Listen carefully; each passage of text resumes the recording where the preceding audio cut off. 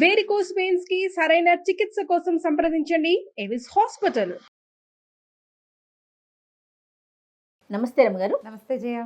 రమ్మగారు, పాప భీతి, మనం తప్పు చేశామేమో, ఏదో జరుగుతుందేమో, ఈ తప్పుకి ఇది చేసుకుందామా, ఈ పరిష్కారం వెళ్దామా, దీన్ని ఆలోచిద్దామా, ఈ ఆలోచన విధానం పెరిగిపోలేదు రమ్మగారు. ఎందుకంటే ఉరుకులు పరుగులు పెట్టేస్తున్నామండి. అక్కడికి వెళ్తే అది మంచి జరుగుతుంది, ఇక్కడికి వెళ్ళాలి. ఖచ్చితంగా దర్శనం అనేది చాలా అవసరం, దైవ దర్శనం అనేది మస్ట్ అండ్ షుడ్ అనుకోండి. కానీ కొత్త దేవతలు, కొత్త దేవుళ్ళు మనమే క్రియేట్ చేసేసి ఉన్నాయి. లేవని కూడా నేను చెప్పట్లేదు, మన సాంప్రదాయాన్ని ఎట్టి పరిస్థితుల్లో తప్పు పట్టట్లా. కానీ మనకు తెలియని కొత్త వాటి కోసం ఉరుకులు పరుగులు పెట్టేస్తున్నామా అని అనిపిస్తూ ఉంది. మీరేమంటారు?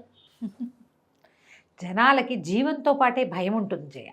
ఎప్పుడు కూడా జీవము భయము పక్కపక్కన నడుస్తూ ఉంటాయి. బతుకున్నంతకాలం భయం ఉంటుంది మనకి. భయం భక్తి అంటాం మనం. భయము భక్తి. దీంతో పాటు ఇదివరకటి కంటే అవేర్నెస్ ఏమన్నాలంటే డివోషనల్ థింగ్స్ మీద పెరిగింది. స్పిరిచువాలిటీ అనకూడదు దీన్ని. స్పిరిచువల్ ఆధ్యాత్మికత కాదు ఇది, భక్తి వేరు, ఆధ్యాత్మికత వేరు జయ. అధ్యాత్మం అంటే అది ఈ ప్రపంచానికి సంబంధించిన వ్యవహారాలను మించిపోయింది. అది ఇప్పుడున్నది స్పిరిచువాలిటీ కాదు, ఇదంతా డివోషనే, కేవల భక్తి. ఈ భక్తి తాత్పర్యాలు ఎందుకు వస్తాయి? మన పాప ప్రక్షాళన కోసం భక్తి తాత్పర్యాలు పెరుగుతాయి. వ్యక్తులకి, మనుషులకి మహత్వాకాంక్షలు పెరిగిపోయినాయి. చాలా కావాలి, ఏదో కావాలి, ఏది ఉందో అది చచ్చినా చాలదు. పక్కవాడి దగ్గర ఉన్నది మనకు కూడా కావాలి, ఎవడికో ఉన్నది మనకు కావాలి, వాళ్ళకెవరికో వచ్చింది మనకెందుకు రాదు. ఈ భావాలు విపరీతంగా పెరిగినాయి. ప్రతివాడు నేల విడిచి సాము చేసేవాడే. రెండోది పాపభీతి, భయం. ఈ కాంక్ష భయము రెండూ కలిసి మనని రకరకాల దేవీ దేవతల వైపు పరిగెత్తిస్తున్నాయి. దేవీ దేవతల వైపు కూడా కాదు, విధానాల వైపు, పరిహారాలు పరిష్కారాల వైపు పరిగెత్తిస్తున్నాయి. భయమే నడిపిస్తోంది. ప్రధానమైంది భయం. మన జీవితం అంతా తప్పుల తడక. ఇప్పుడు బేసిక్ థింగ్స్ నుంచి మన పోటీ, మనం గ్రాబింగ్, అవతల వాళ్ళ అవకాశాలని లాగేసుకోవటం. హెల్దీ పోటీ లేదు కదరమ్మ గారు. అదేం లేదు. గ్రాబ్ చేసేయటం, ఇతరుల ఆస్తులు పడేసుకుని తినటం, అమ్మా నాన్నలకి కొడుకుల్ని కాకుండా చేయటం, కూతుళ్ళని కాకుండా చేయటం, వీళ్ళ పిల్లల్ని వాడెత్తుపోవటం, వాడి పిల్లల్ని వీడెత్తుపోవటం, చిన్న వాటికి చంపేయటం, చిన్న వాటికి తగాదాలు. ఒక గుప్పెడు మెతుకుల కోసము కొట్టుకుంటే పోనీ కుక్కలు అవి కొట్టుకున్నాయి. మనుషులు ఎలా అయ్యారంటే ఒక 1/2 ఎకరం స్థలం కోసము, 100 గజాల స్థలం కోసము, 100 గ్రాముల బంగారం కోసము, 50 గ్రాముల వెండి కోసము చచ్చిపోతున్నారు, చంపేస్తున్నారు. వాటి కోసమే మానవ సంబంధాలు తెగతింపులు చేసేసుకుంటారు. ఎంతసేపు నాదే పై చేయి కావాలన్న ఆత్మ ఏమంటారంటే ద్రోహచింతన. నాది పై చేయి కావాలంటే పక్కవాడిని తక్కువ చేస్తేనే మనం పైన అవుతాం జయ. ఎప్పుడు కూడా మన దారిని మనం ఎక్కకూడదు, ఎక్కితే పైకి వెళ్ళము. మామూలుగా కొండెక్కుతున్నారనుకో, ఎవరి దారిని వాడు ఎక్కుకుంటూ పోతాడు. ఒకడు తనతో పాటు సమానంగా అంటే వాడిని పడేస్తేనే మనం ఫస్ట్ వస్తాం. ఈ పడేసే ధోరణి ఎక్కువైంది. పడేసేసాక ఎక్కేసాక ఏదైనా ఒక పని అవ్వకపోతే అమ్మో మనం అది చేసాం అందుకే మనం ఎక్కలేదేమో అనిపిస్తుంది. ఇది ద్రోహ చింతన, పాప చింతన. ఇవి రెండు సహజంగా ఉంటాయి. మంచి ఉంది. కొన్నాళ్ళు పోయాక మనకు గుర్తొస్తూ ఉంటుంది. అది నిద్రపోలేరు, అన్నం తినలేరు, పరిహారం కావాలి. అదే రమ్మగారు, నేను అడిగేది ఏంటంటే మనం పైకి ఎక్కేసాక అయ్యో నేను వాడిని పడేసాని, ఏదన్నా అవుతుందా నాకు, లేకపోతే ఫ్యూచర్లో నాకు ఏదన్నా, ఈ ఆలోచన కరెక్టేనంటారా? కరెక్టేనా అంటే పోనీ ఇప్పుడు కరెక్ట్ కాదు, పోనీ ఇవాళకి కరెక్ట్ అనుకుందాము. నేను వీడిని పడేశాను అందుకని నా పని ఇలా అయింది అని చెప్పి దానికి పరిహారానికి పరిగెడతారు. జనరల్గా మనం చందమామ కథల్లో చూస్తాం. వీడికి అన్యాయం చేశాను అందుకని వాడికి న్యాయం చేయటానికి పూనుకునే కథలు మనం వినేవాళ్ళం. వీళ్ళు ఏం చేస్తామంటే ఇప్పుడు మనము వాడికి న్యాయం చేయము, మనం చేసిన తప్పుకి పరిహారం ఎక్కడ దొరుకుతుందా అని వెతుకుతాం. కరెక్ట్ పాయింట్ రమ్మగారు. అదే వెతికి అది ఆ గుడికి వెళ్ళండి, అరుణాచల్ గిరి ప్రదక్షిణ చేయండి, మీ పాపాలు ప్రక్షాళన అయిపోతాయి. రామేశ్వరంలో సముద్ర స్నానం చేసి నూతులు స్నానం చేయండి, పరిష్కారం అయిపోతుంది. ముందు కాశీ వెళ్ళి రామేశ్వరం వెళ్ళి కాశీలో ఉన్న గంగను తీసుకెళ్ళి రామేశ్వరంలో వేసి రామేశ్వరం సముద్రంలో ఉన్న మట్టిని తెచ్చి గంగలో కలిపితే పాప ప్రక్షాళన అయిపోయింది. ఇంతే. ఇది చేస్తున్నాం. అంతేగాని ఇటువైపు పరుగులు పెడతాం. మన వల్ల అన్యాయమైన వాడికి ఒక 10 రూపాయలు ఇద్దాం, వాడికి మళ్ళీ అవకాశం ఇద్దాం, వాడికి బతికే ఛాన్స్ ఇద్దామనే పరిష్కారం వైపుకి ఎవడు వెళ్ళట్లేదు. చచ్చిన వెళ్ళరు. అక్కడి నుంచి నేను ఇది చేశాను, నా వల్ల ఇది జరిగింది, ఈ పొరపాటు, దీన్ని సరిచేయని మానవ మాతృడన్న వాడికి చెప్పరు, తమ తప్పు ఒప్పుకోరు. వేరే ఎవరికి మీరు చెప్పట్లేదు ఏ అంటున్నారా? పరిష్కారం ఏ పరిహారం చేసినా మనము చేసిన తప్పిదాలకి నోటితో చెప్తేనే తిడుతుంది. నేను వెళ్ళి ఒక గోడ దగ్గర నిలబడి నేను చెప్పేస్తాను కాదు, ప్రపంచం తెలుసుకోవాలి మీ సంగతి. మీ మాటని నలుగురు పంచుకోవాలి. వాడు ఇట్లా చేసేట వాడే చెప్పాడు అని అందరూ మాట్లాడితే తిలాపాపం తలా పిడికడని బయటికి వెళ్ళిపోతుంది మీ మీద లేకుండా. కానీ మీరు ఎంత పరిష్కారాలు చేసుకున్నా మీ లోపలికి గురుగారు చెప్తారు అక్కడికి వెళ్తే పరిష్కారం అవుతాయండి అని. తెలియక చేసినవి, పొరపాట్లు జరిగినవి ఇవన్నీ పరిష్కారం అవుతాయి. నువ్వు కావాలని చేసింది ఎట్టి పరిస్థితుల్లో కాదు. నువ్వు సముద్ర స్నానాలు చేయి, నదీ స్నానాలు చేయి, ఇంకోటి చేయి, నీ వల్ల బాధపడిన వాడికి న్యాయం చేయటానికి నువ్వు ప్రయత్నమన్నా చేయాలి. మొదటిది ప్రయత్నం చేయాలి. నా వల్ల ఈ తప్పు జరిగిందని ముఖతః ఒప్పుకోవాలి.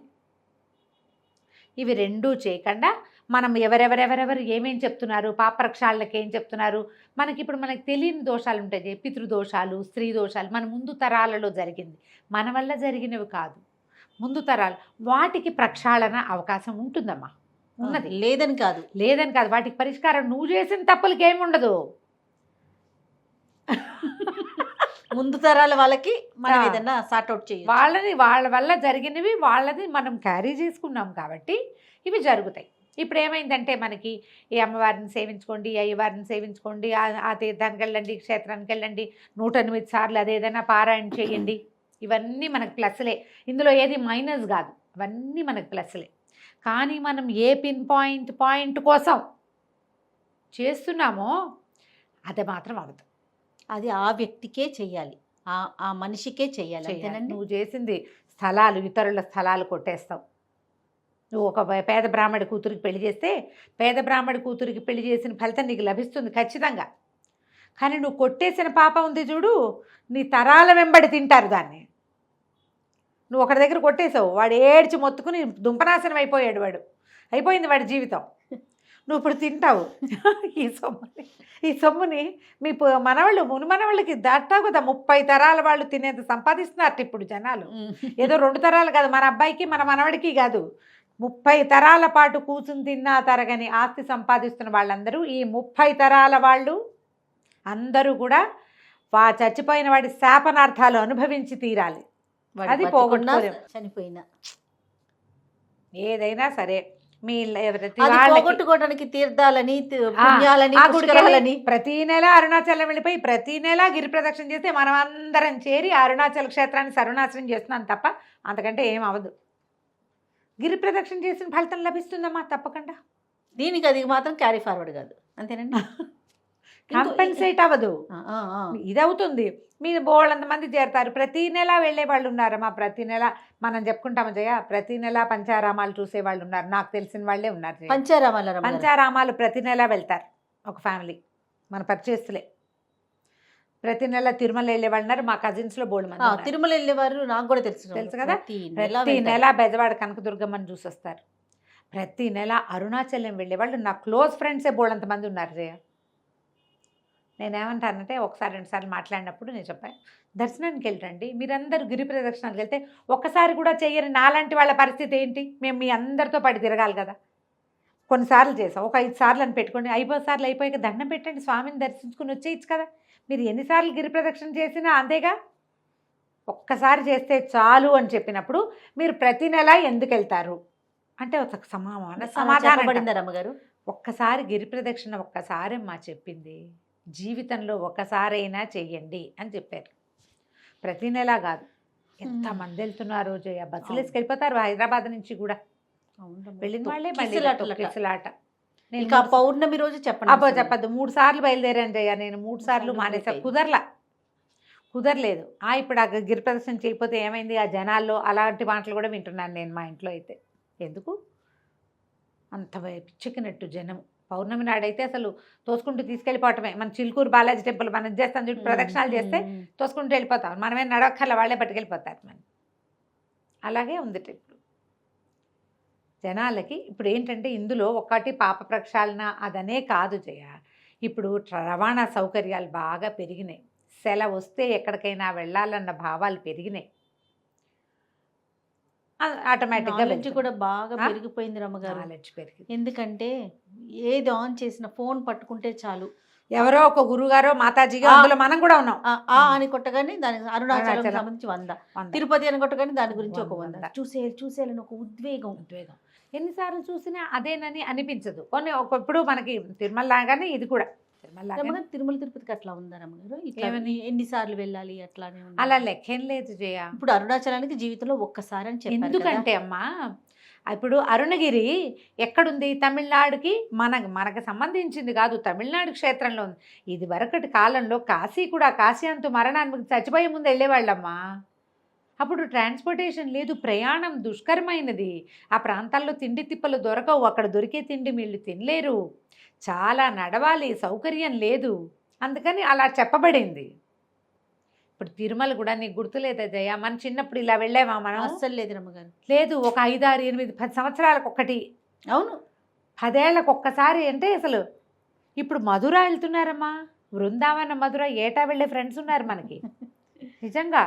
కేదారు బదరి కూడా 2 ఏళ్ళకి 3 ఏళ్ళకి ఒకసారి వెళ్ళిపోతున్నారు. చిన్న చిన్న పిల్లలు, 30 ఏళ్ళు కూడా లేని ఆడపిల్లలు చక్కగా అమ్మ కూతుళ్ళని కొడుకులని అమ్మలకు అప్పచెప్పి మానసరోవర్ యాత్ర చేసి వస్తున్నారు. ఇప్పుడు మానసరోవర్ యాత్ర అంటే జీవన సాఫల్యం జయ, మన బతుక్కొకటి. చిన్నపిల్లలు 30 ఏళ్ల వాళ్ళు ఆడుతూ పాడుతూ డ్యాన్సులు చేసుకుంటూ వెళ్ళిపోతున్నారు. అవకాశాలు వచ్చినాయమ్మా, అవకాశాలు వచ్చినాయి. ప్రధానంగా ఏంటంటే దేనికైనా జయ, ఇంట గెలిచి రచ్చగలవాలి. మన వాకిట్లో, మన వీధిలో, మన రోడ్డు మీద, మన ఊళ్ళో ఉన్న శివదర్శనం చెయ్యని వాడు మానసరోవరానికి వెళ్ళి సాక్షాత్ పరమశివుడిని దర్శనం చేసిన ఫలితం లేదమ్మా. ఇది చెప్పబడింది, పెద్దవాళ్ళు చెప్తారు ఆ మాట. నువ్వు మీ ఊళ్ళో ఏ గుడికి వెళ్ళవు, ఇక్కడ ట్రాఫిక్ అంటావు, మానసరోవరం ఫ్లైట్లో వెళ్ళడానికి బాగుంటుంది అనుకుంటే ఇది చేయాలి కదా, ఇది కదా చేయాలి. తర్వాత కలిలో మనకి చెప్పింది నరసేవే నారాయణ సేవ. మనం ఇంత ఖర్చు పెట్టుకుని వెళ్ళే బదులు వెళ్తే ఒకసారి వెళ్ళి చూసి ఒక్కసారి వెళ్ళరండి. తర్వాత ఇక్కడ ఎవరికైనా అవసరమైన వాళ్ళకి ఏదైనా చేయండి, డబ్బు ఇచ్చేస్తాం అనుకోవద్దు, శారీరక శ్రమ ఇవ్వండి. మీ సోలేజ్, మీ తాలూకు ఏమంటారంటే సహృదయతని మనుషులకి పంచండి. వాళ్ళ కష్టం వినండి, వాళ్ళకి ఏదైనా అవకాశం ఉంటే, అవసరం ఉంటే, ఎక్కడైనా ఏదైనా ఉంటే అవన్నీ చేస్తే వాటి వల్ల పాప ప్రక్షాళన జరుగుతుంది. దర్శన మాత్రంతో ప్రక్షాళన చేసే దేవాలయాలు బోల్డ్ ఉన్నాయి, అస్సలు కాదనేందుకే లేదు. కానీ నేను అదే చేస్తా, ఇది చేయను అని అనకూడదు. ఇది చేసి అది చేయకపోయినా పర్వాలేదు, ఇది చేసి అది కూడా అవకాశం ఉంటే చేయండి. ఇప్పుడు అవకాశం ఏంటి? అవన్నీ యాత్రలు చేయడానికి మనం పరుగులు పెట్టుకుంటూ ఎందుకు చివరికి ఏంటంటే ఇది ఎలా పరిణమించింది, ఒక పిచ్చి కింద ప్రబలిపోతే ఎలాగా? అంతే. అలా అవ్వకూడదు. మన చుట్టుపక్కల ఉన్నవాళ్ళు, మన ఇంట్లో పని మనిషి ఉంది, కాస్త మంచి మనసుతో దాని కష్టం నిష్ఠూరం అర్థం చేసుకోండి. దాని పిల్లకు 100 రూపాయలు 200 ఇవ్వండి, చదువుకోవడానికి ఒక మంచి స్కూల్లో చేర్చండి, రోజు కాసేపు పాఠం చెప్పండి. ఎవరైనా చేస్తారా ఆ పని? అస్సలు లేదు. ఆ పనులు చేస్తే భగవంతుడు మెచ్చే పనులు అవి. పూర్వాశ్రమంలో ఏదో స్థలమో గేలమో ఏదో తీసుకున్నాం, మనమే చేసాం. వాళ్ళకి మనం ఏం చేయలేం, వాళ్ళు ఎక్కడన్నారో కూడా మనకు తెలియదు. దానికోసం ఇది అని మీ పని అమ్మాయికి 100 గజాలు 50 గజాలు స్థలం ఇవ్వండి, మీ ఇంట్లో పక్కన చిన్న అవుట్ హౌస్లో చిన్న రూమ్ కట్టించి ఇక్కడ ఉండు, నీ లైఫ్ లాంగ్, నా లైఫ్ నేను బతుకున్నాను నాళ్ళు ఇక్కడ ఉండు. వాళ్ళకి అవకాశాలు చూపించండి. ఇవేం పెద్ద పెద్దవి పనులు కావు, పెద్దవి కాదు, చిన్నవే. మీరు తలుచుకుంటే ఎక్కడికైనా యాత్రకు వెళ్దాం అనుకున్నాం, ఎంత అవుతుంది అందాజుగా? ఒక 25,000 అవుతుంది అనుకో 25,000 అవుతుంది. 25,000లో తేలే యాత్రలు ఉన్నాయేమో లేవు. 50,000 అవుతుంది అనుకో. అందులో సగం ఎవరికైనా ఒక అనాథ శరణాలయానికో, ఒక ఓల్డేజ్ హోమ్కో, ఒక చదువుకునే పిల్లాడికి ఒక సంవత్సరం, ఒక 6 నెలల ఫీజుకో కట్టి మీరు సమీపంలో ఉన్న దేవాలయాలు చూడండి, క్షేత్ర ఫలితం ఇక్కడ లభిస్తుంది మీకు. దాంతోపాటు మీకు ఇంకోటి లభించేది ఏంటో తెలుసా? వాటి సంతోషం, తృప్తి, వాళ్ళ తృప్తి మీకు ప్లస్ అవుతుంది. మనకి తృప్తి మనకు కనిపించదు, సంతోషం, మనకు సంతోషం కలుగుతుంది. వాడు హాయిగా ఆనందంగా ఉంటే మనకు ఆనందంగా ఉంటుంది.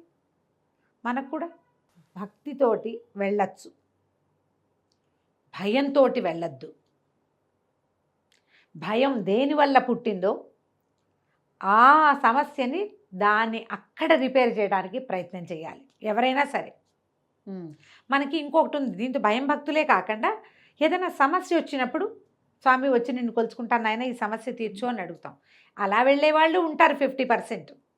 ఆపద వచ్చినప్పుడు మొక్కుకుంటాం. ఆపద మొక్కులు వాడే కదా మన వాడు, అంతే కదా. మన స్వామి ఆపద మొక్కులు వాడే. కష్టం వచ్చినప్పుడు ఏదో నిష్ఠూరం వచ్చినప్పుడు మొక్కుంటాం. ఇలా కూడా వెళ్తున్నారు, ఇలా వెళ్తాము ఉంటుంది. మీరు ఎలా వెళ్తున్నారా మొదట ఆలోచించండి. పాప భీతి కోసం వెళ్తున్నామా, ఏదన్నా మొక్కుకొని వెళ్తున్నామా, దేంతో వెళ్తున్నాం? ఒక్కసారైనా దర్శించుకోవాలని భయమా? వెళ్తున్నామా? అదే భయమా, భక్త, అనురక్త, ఏదో చూసుకోండి. దాని ప్రకారం ప్లాన్ ప్రకారం పనిచేయండి. మీకు దర్శన ఫలితం తప్పకుండా లభిస్తుంది. మన ఇంట్లో ఉన్న మనం కేదారేశ్వరుడి దర్శనాన్ని పొందొచ్చు. ఎవరికైనా సహాయం చేసి భగవంతుడు మెచ్చే పనులు ఏమిటో చూసి అవి చేయండి. తప్పకుండా రమ్మగారు. అంతే. ఇదంతా కూడా పెద్దలు చెప్పిందే, అన్నీ పెద్దవాళ్ళు చెప్పినవే. ఇందులో ఏ ఒక్కటి మన మాట్లేదు. నిజానికి జయ, నేను చెప్పిన ఈ వాక్యాలన్నీ 90% వ్యక్తులకి తెలుసు. నేను ఎవరికైనా తెలియని మాటలు ఒక్కటి కూడా చెప్పలే. నాకే తెలిసింది, నేనే చదివింది కాదమ్మా. మీకు లోపల తెలుసు, లోపల ప్రశ్నించుకోండి. మీకు తెలుసు కదా, ఆ లోపల ఒక్కసారి ప్రశ్నించుకోండి. అప్పుడు చేయండి ఏం చేయాలో అది. తప్పకుండా రమ్మగారు. నమస్తే. నమస్తే జయ.